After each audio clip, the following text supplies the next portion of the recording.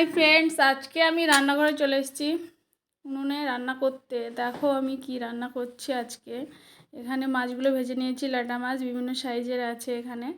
আর আমি করছি চাল কুমড়ো দিয়ে, কচি চাল কুমড়ো গোটা গোটা করে কেটে নিয়েছি। আর করব মুরগির মাংস। এর জন্য উনুনে রান্না করতে আসা। মুরগির মাংস উনুনে রান্না করলে নাকি বেশি ভালো হয়, তাই সব কিছু গুছিয়ে নিয়ে চলে এসেছি। আর আমি মাছের ঝোলটা আগে প্রথমে করে নিচ্ছি।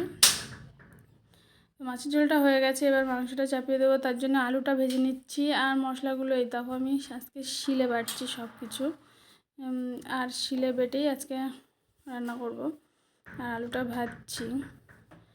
তা সব কিছু রান্নাবান্না করে চলে আসলাম এদিকে।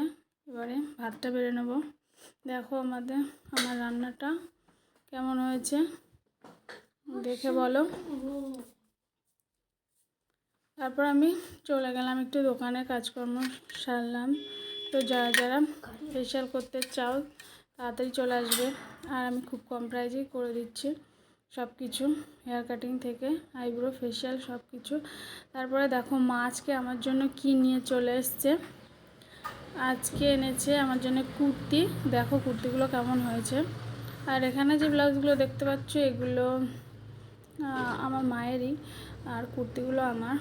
বলো কুর্তিগুলো কেমন হয়েছে। আর আমার তো ভীষণই পছন্দ হয়েছে।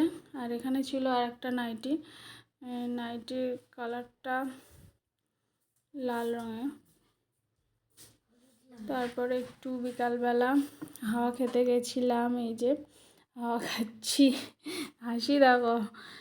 হাওয়াটা খাওয়ার পরে এবার সন্ধ্যেবেলা বাড়ি চলে আসলাম।